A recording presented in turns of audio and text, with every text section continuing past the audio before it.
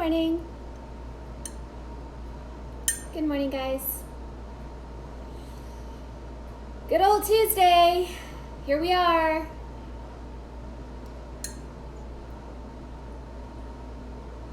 I feel like this week I'm kind of fighting through my week.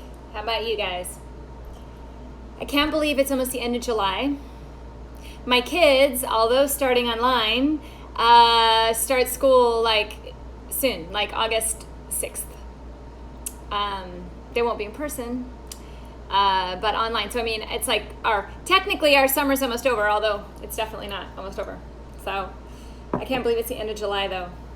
So my husband took them today up to like a watering hole in Arizona to go swimming. So hopefully they have fun hiking in the desert and the woods in northern Arizona, which leaves me here today doing my live without the kiddos running around, and the dogs are definitely outside and probably ready to howl.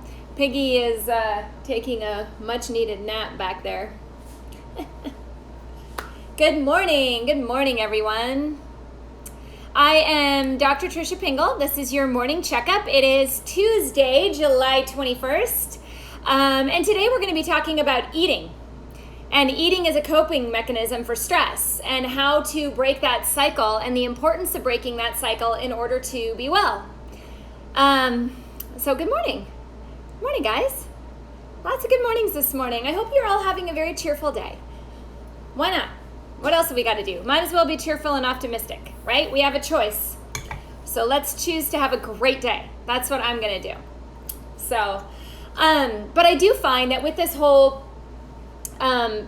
pandemic and like, well, that was weird. Something just said it.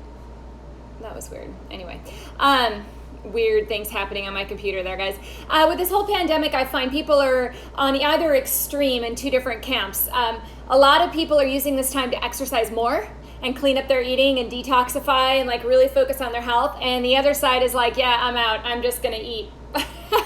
I'm going to eat whatever I want. I'm not going to go to the gym, nothing. So I find there's two different extremes. And I think stress can impact us so significantly with the way that we take care of ourselves, and we kind of lose track of taking care of ourselves. And I find this, good morning, Kathy. I find this time, I look at it as an opportunity. I look at it as an opportunity to have more time to exercise, incorporate more habits around your house, learn how to cook, change your eating habits, practice mind-body techniques, get more sleep.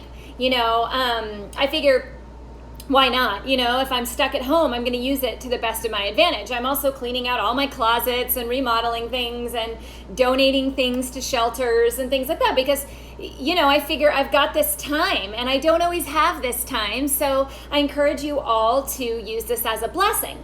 But what this brought up for me when I was thinking about this was all the people that I've spoken to recently that are going the other direction, that are like, look, I'm depressed, I'm home, I don't want to do anything, my life is upside down, I've got all this stuff going on and I just am not taking care of myself right now. So I want to speak to you people today. I want to speak to the people that are having a hard time with this and remind you why we might lean towards eating or lean towards unhealthy habits when we're under stress, because there is an actual connection with that. There is a reason you do it.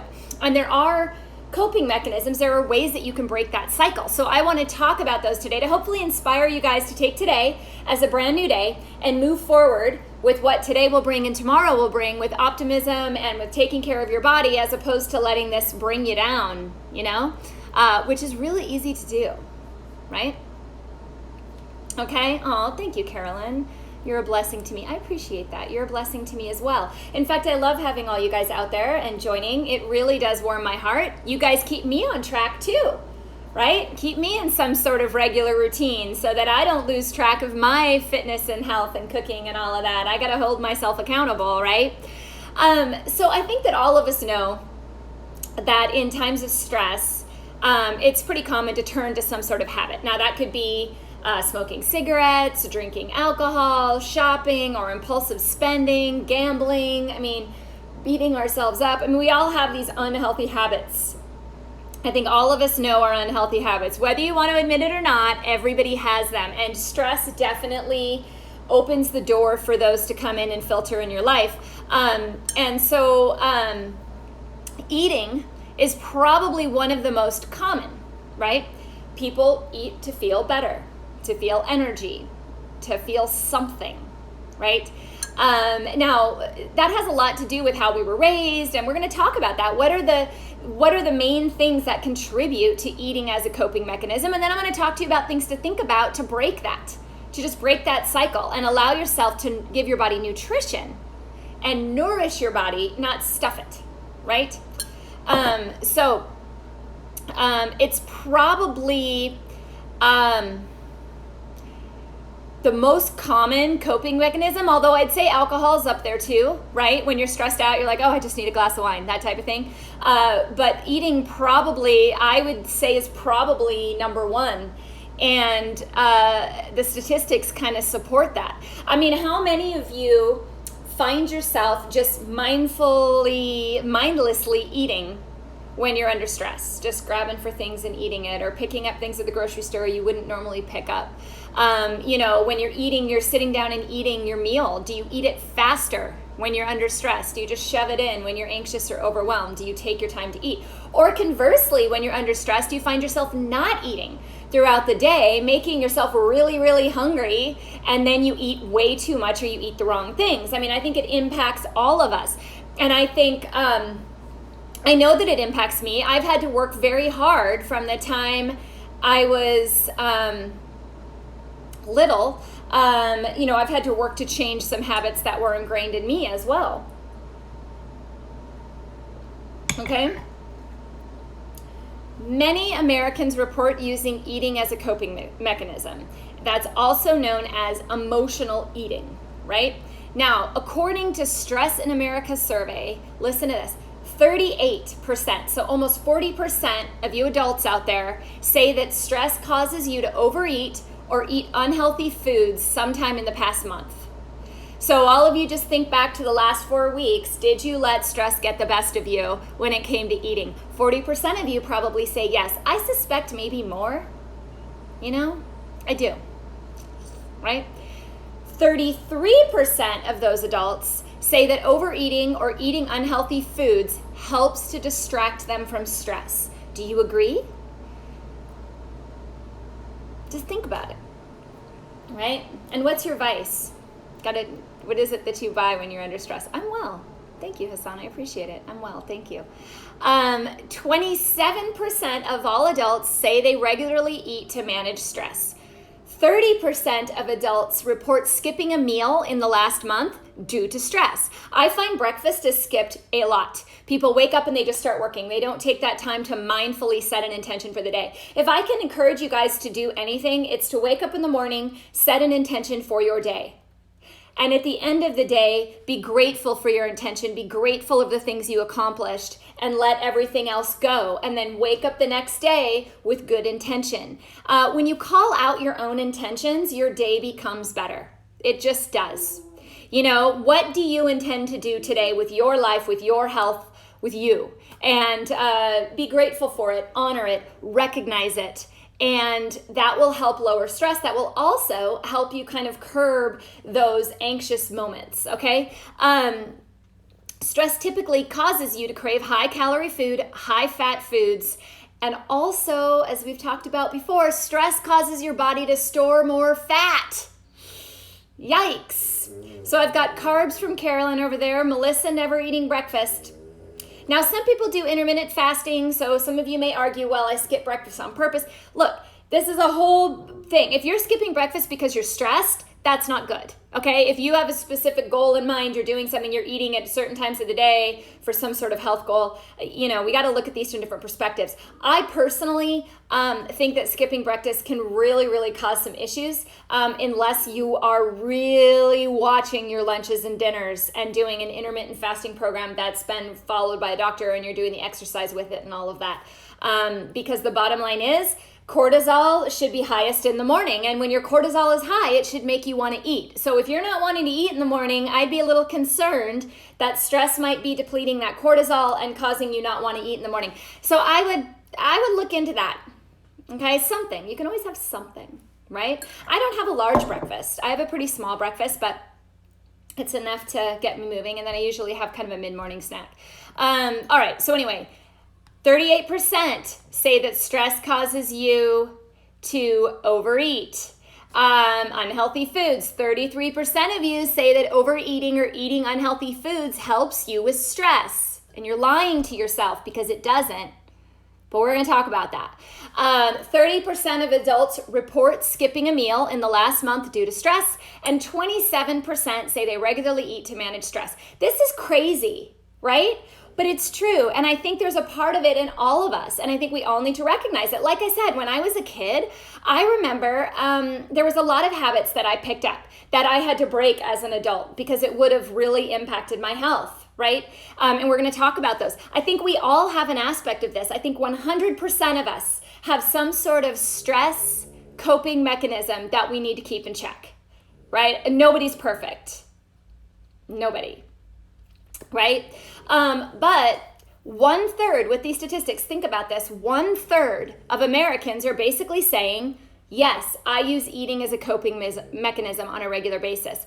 Coincidentally, maybe not, it was reported in 2016, this was by the CDC at the time, that 40%, so 39.8% of adults ages 20 and above are obese.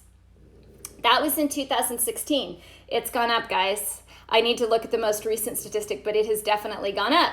So that's 1/3 of America obese and 71% overweight. So that means 1/3 of America is a healthy body weight and the rest are overweight or obese. That's a big number, especially when we look at 1/3 of people reporting that they use eating as a coping mechanism. So we can change this, right? This is a mind-body matter. It's not easy. The body gets addicted to certain foods. This takes a huge commitment. It's a huge emotional commitment. Not easy. I do not want to come across as thinking, oh gosh, guys, you can just change this habit tomorrow. No, you have to really self-reflect. You really have to work hard. But if you do, you can get there. Okay? So let's look at the 3 main reasons why people emotionally eat, and then let's talk about some coping mechanisms and how we can change that. Sound good? Do you guys relate to this? Is this a good topic? Or I figured with 1/3 impacted by it and 70% overweight or obese, I figured many of you may be like, yeah, I need to take this in check. So that's why this topic came about. But I don't always know, what's you guys want to hear about or not. I was going to talk about walnuts today. I chose this one. We'll do walnuts a different day. So 3 reasons that people, these are the top 3 reasons, in my opinion, that people emotionally eat. Okay?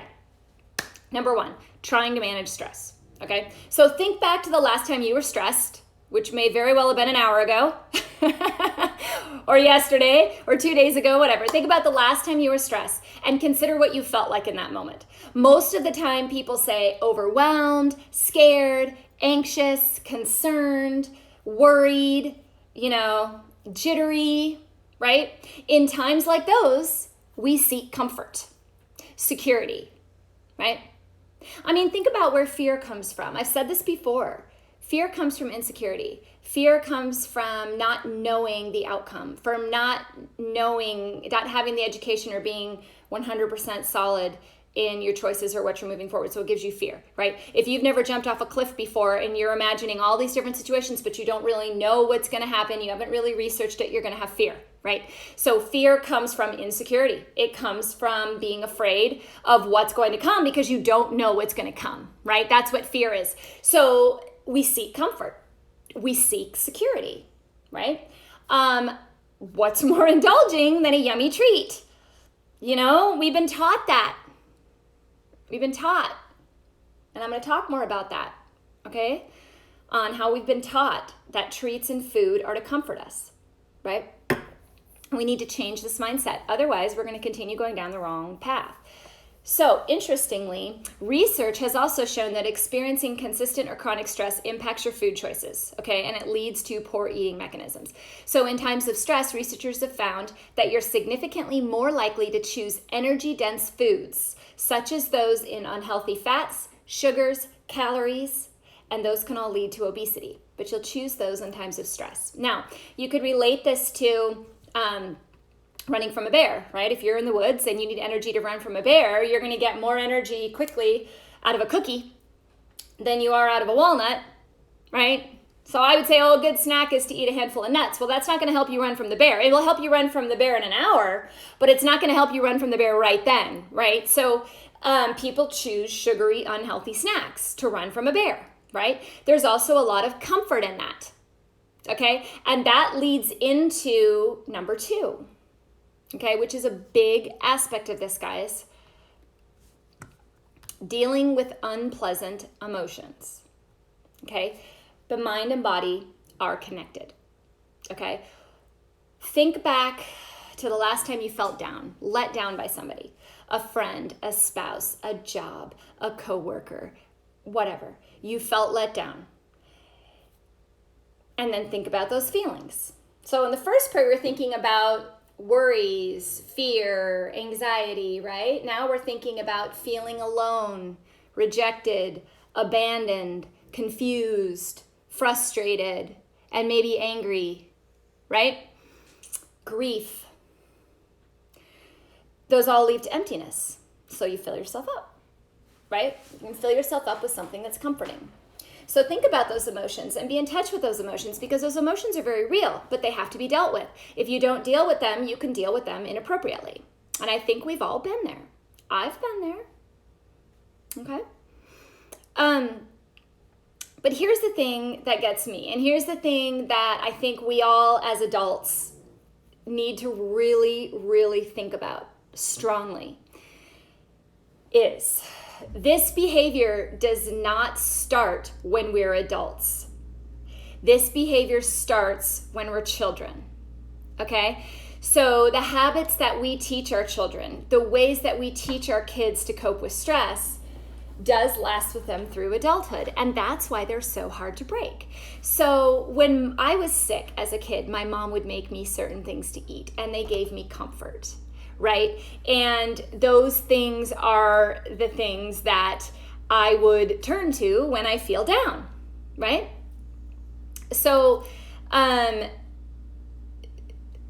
they're finding that actually, scientists are actually reporting that in the studies, that kids with worries surrounding academics, grades, overall self-esteem are leading to higher instances of emotional eating in their teens. And they discovered that up to 60% of children and teens are using eating as a coping mechanism. That's more than the adults, guys. The adults were at 40%, 35 to 40%. The kids are at 60%, using food as a coping mechanism. And that could be on either way. That could be not eating or eating, looking at different types of eating disorders. We are teaching them this. And that's what, as a parent, is very difficult, because we always project our feelings on other people. We always project what we learn on other people, and on our kids, I think we do that the most, you know? So if my mom used to make me a grilled cheese sandwich with American cheese when I was 5 to make me feel better, when my children don't feel well, my instinct would be to make them the same thing, right? Oh, let me just give you some ice cream and let's sit and chat. Maybe let's just sit and chat would be a better thing to teach them. I mean, I do look at childhood obesity, and I do think that stress impacts children at an alarming rate. And many people would say, oh my gosh, our kids have it so easy right now. Everything's electronic. They never have to do anything. And in some respects, I agree that labor type chores have been getting less, which I don't agree with. My poor kids, they probably hate me. I make them do all sorts of chores. But that ease of accessibility, that cell phone, all the bing, bing, binging is causing more stress and adaptation on their part. And it's also causing a lot of mindless eating and less exercise. And there they are getting impacted by stress. We put a lot of pressure on them as well. I'd like to argue, and you guys can disagree, that our children right now have more stress on them than we did as kids, or that our grandparents did as kids, or that our great-grandparents did as kids. And that is definitely impacting their health and impacting them eating as a coping mechanism. When I was growing up, my parents worked, so I was a latchkey kid, right? I came home by myself. When I was 9 years old, I'd let myself into the house. Well, what would I eat when I got home? I'm not going to make myself anything healthy, so I don't even know what I ate.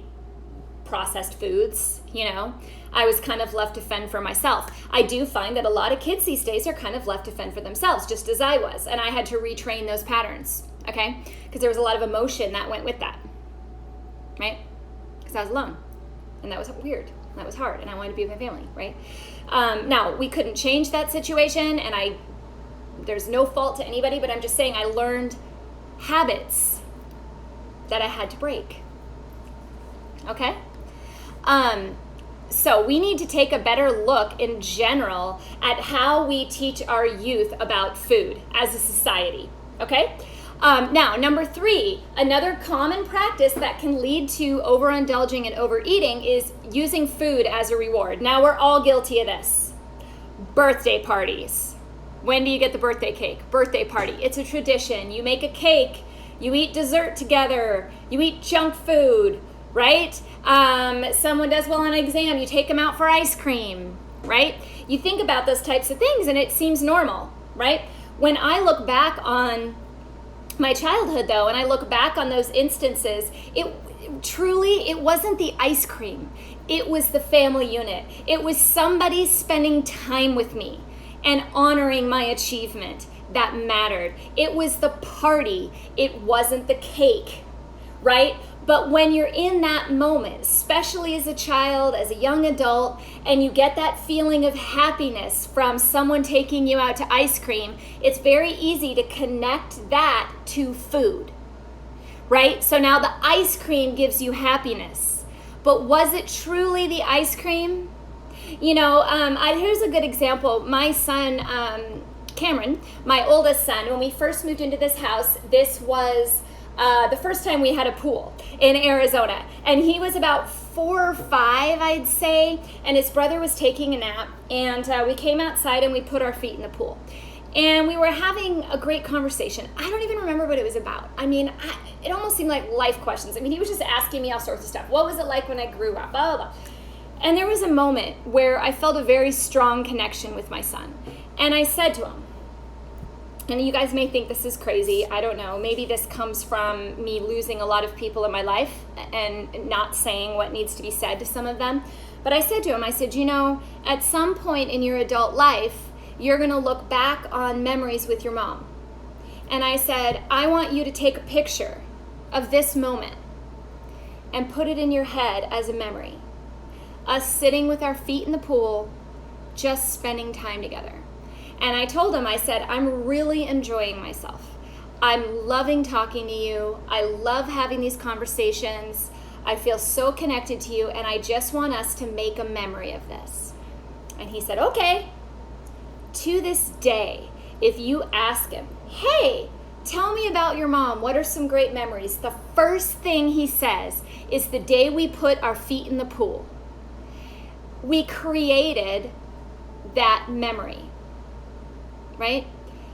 That's what mattered. Now, we could have been eating ice cream or a popsicle with it. We weren't, but we could have been. And that memory could have been connected to the popsicle. I'm so glad that it was connected to that moment.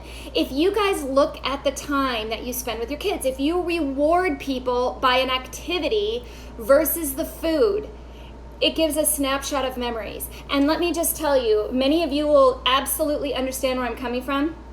Many of you may not. But when you lose your parents, those memories are priceless. I don't remember anymore what my mom made me. I remember the conversations we had when we went to Disneyland, all of these things. So what we're doing when we're creating a ward with food is we're leaving that important aspect out. That aspect is so important. Just that connection, that's what you're craving. And what happens, going back to the food thing, is you get that emotion and you connect that to a food rather than the event. Okay, so when you're doing a reward of food, I really encourage you at a birthday party, yes, you serve a cake, but make a memory of something else during that time. We always take a picture of us with the cake. How about you take a picture before the cake? A picture of you playing a game. 4th of July, we played cornhole. We took a lot of pictures. It was a lot of fun. In fact, when I went to Flagstaff just recently, well, it was a month or two ago, at the end of the quarantine here in Arizona, we rented a house up north, and we played board games. And I've never had so much fun with my kids. It was a blast. I really enjoyed it, and I think they did too. And that was another memory being made, right? So those are the things to think about, because studies have shown that you can view food as a reward that will actually cause your brain to override the basic signals that you're full, right? Because you're focusing on that food. So try to focus on the memory, okay, rather than the food. This is not easy. Once again, this isn't easy, especially if you've had a lot of those emotions: grief, loneliness, abandonment, worry, anxiety. It's even harder, and you have to step above it even more. And it's not easy.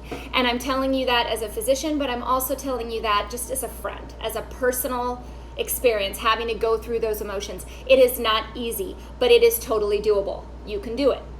Okay, so start creating memories that are associated with non-foods. Okay? All right. So with that said, that leads into what can we do, right? How can we fix this?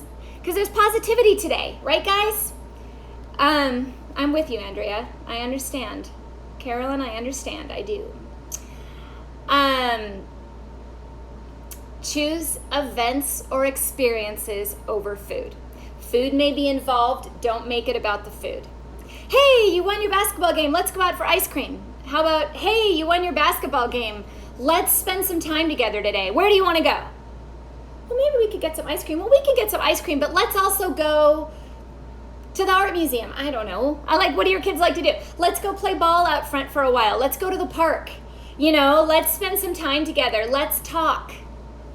Talk. That's a very important thing. Think about also what our kids are growing up in. The world they're growing up in is not talking. It's texting. Texting and social media. They're not talking. So we need to talk. We need to teach our kids to talk, right? And they have a valuable lesson for us that we can tap in. And those are memories created for me, so that in the end of my life, I have memories to latch onto as well, to be grateful for the life that I've had and the people that I've shared that with. These types of events and experiences go both ways, okay? They lift everybody up in the room and everybody that was there to witness. I have a video, I don't think I shared it here, but I have a video of my dad playing guitar on my 16th birthday. And some of you in the audience may have been there. There was quite a few people there. There must have been 30 people there, and everyone's sitting around a table. And my grandfather, who just passed a couple weeks ago, had the microphone and he was singing. And my grandmother, who passed about 10 years ago, was sitting there, making fun of him. And my dad was playing the guitar, and my mom was videotaping, and all of my acquaintances, family, friends at the time were there, and everyone was singing. That memory is so powerful right now. So those are the types of memories to consider. Videotape it, take pictures, those types of things, but don't make it about the food, okay? When you're sick, take time with people. Don't necessarily make them a grilled cheese sandwich with American cheese, right? Which is what my mom did, and God bless her. I can't eat that now, but So choosing events and experiences over food. And you can do this even with yourself. If you tend to find that you get bogged down in emotions, you need to create a new event, a hobby per se. I clean out a closet or something like that, but find a hobby.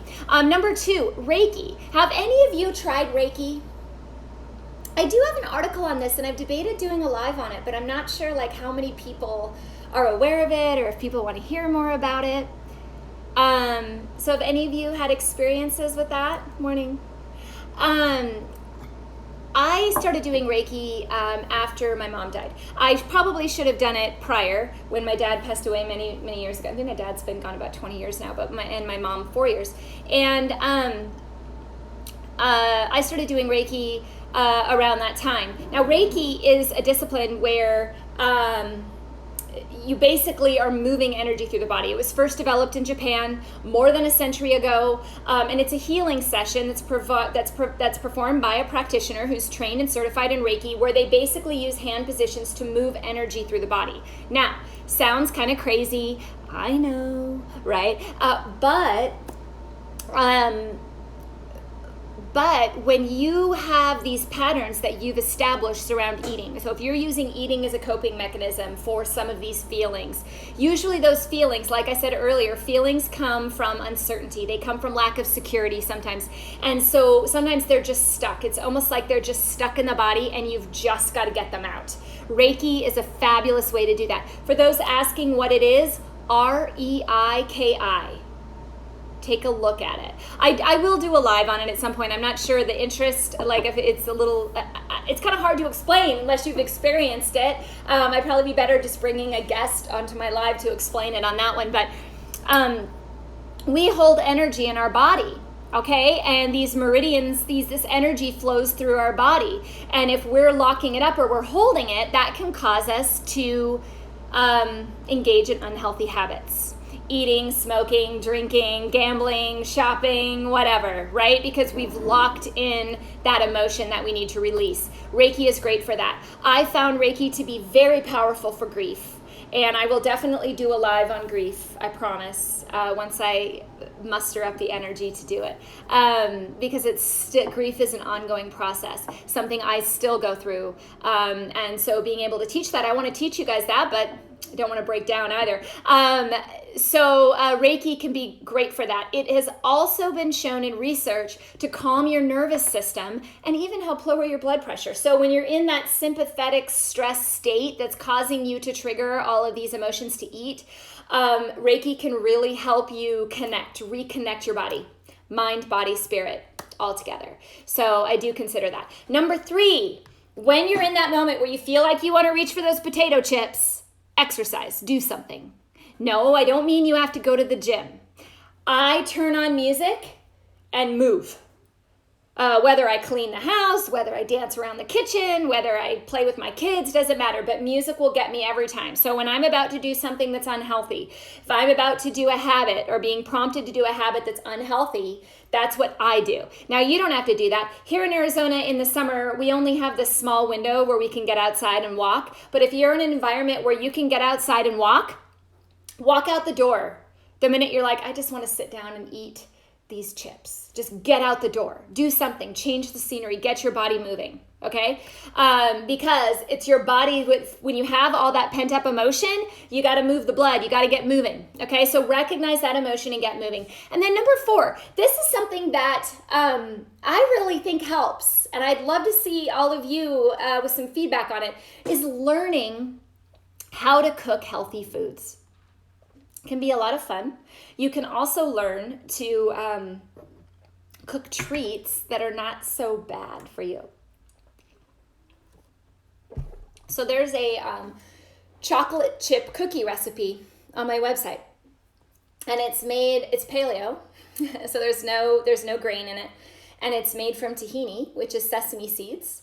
And I use a vegan chocolate chip, very minimal ingredients, and it's something you can learn to cook. You can teach your kids how to do it too, and you can have a little treat, but it's a treat that isn't loaded full of preservatives and artificial colors and refined sugars. It has a little bit different impact on the body because it doesn't spike the sugars quite as high as some of those other things. And it doesn't have that chemical reaction that some of those others do that create an addiction to something. I have a homemade peach and lavender ice cream on the website that is heavenly and so easy to make. And that can be your ice cream date out by the pool. But once again, make it more than just the treat. Something else. Avocado chocolate mousse is amazing. Yes, I have. Have you tried the chocolate tart on my website, Andrea? There's a decadent chocolate tart on my website. You can make it as a tart or you can make it as a pudding, but it's made out of avocado and cacao and coconut milk and a little bit of maple syrup. Really not much, but it is very decadent. And so you can have a treat. I would suggest not making the reward the treat. You know, it's okay to have some desserts. It's okay, but you don't have to make a big deal about it, right? So that's another way that you can join in on an event as opposed to a food. So Once again, a third of you out there use eating as a coping mechanism, and 70% of America is overweight or obese. So 70% overweight. I think obesity is 30. It's around a third of us. Children, 60% use eating as a coping mechanism. So we gotta change this.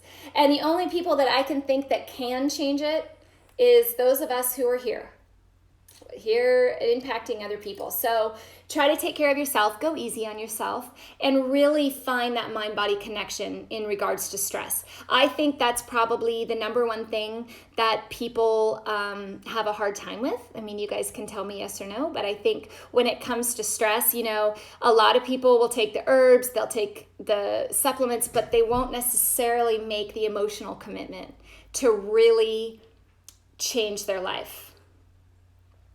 Because our bodies are very powerful temples and can heal miraculously.